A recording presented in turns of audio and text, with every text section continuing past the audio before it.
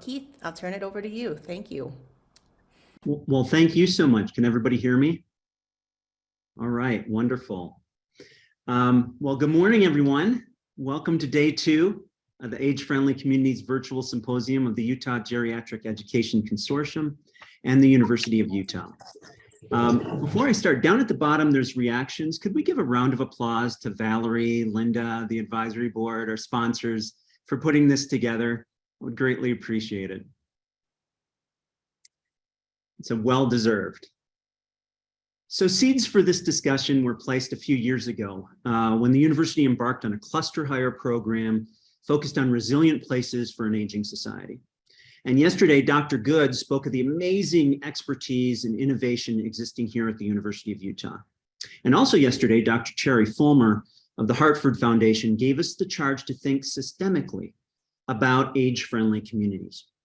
Today, we get to take a deeper dive into the platforms for promoting health, equity, and wellness in terms of neighborhoods, campuses, and health systems.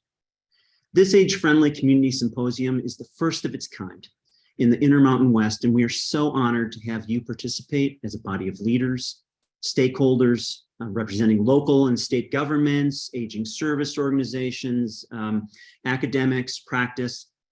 Thank you. Thank you for sharing your precious time and wisdom with us today. I hope the day proves not only informative, but also inspiring and enjoyable. As a public research university, one of the University of Utah's core missions is to generate new knowledge and new practices that address the complex challenges of our time.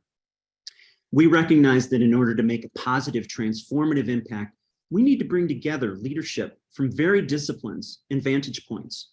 We need to recognize that as much good work as is going on, our society really has not carefully designed age-friendly ecosystems. There are gaping holes in our service provision, in our environments, and in simply our knowledge of how the parts are to work together. I would suggest there ought to be a fierce urgency of now underlying our conversations today.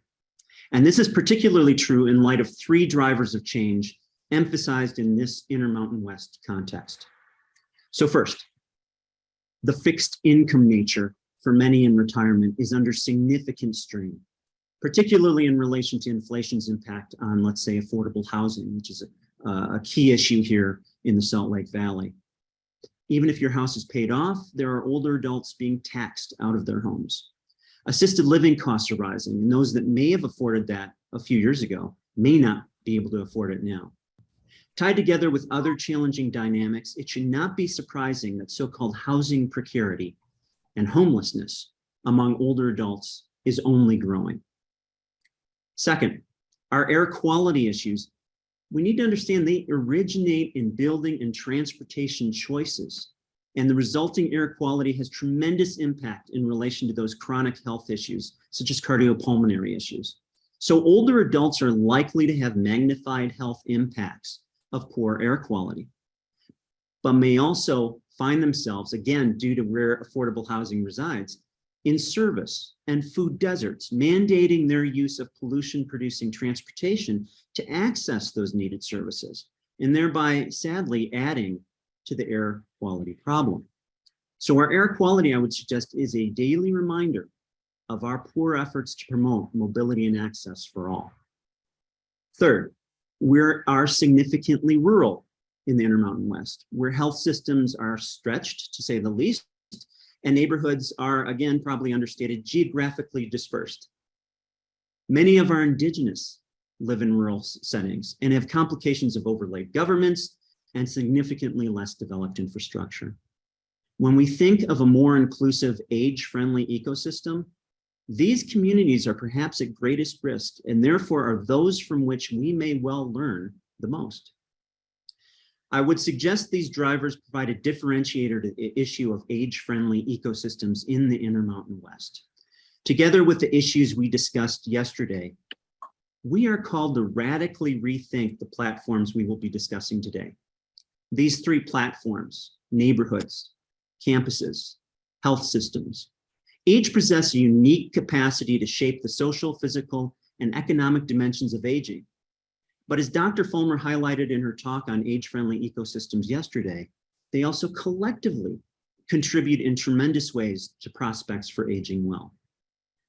I would also suggest that the likely innovations necessary to move the needle to promote fairness and inclusiveness across the lifespan are likely to exist not only in these platforms, but in the connective tissue amongst them.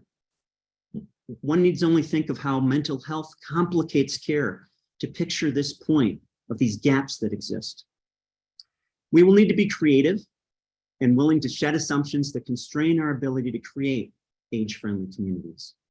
Thus, in our conversations today, I'd encourage you, be creative, engage in blue sky thinking. While the challenges may seem daunting, I will leave you with the quote that's attributed to Abraham Lincoln. The best way to predict your future is to create it. So thank you for participating in this symposium.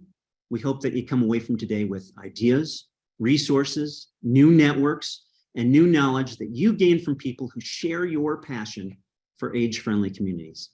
I hope you enjoy the day.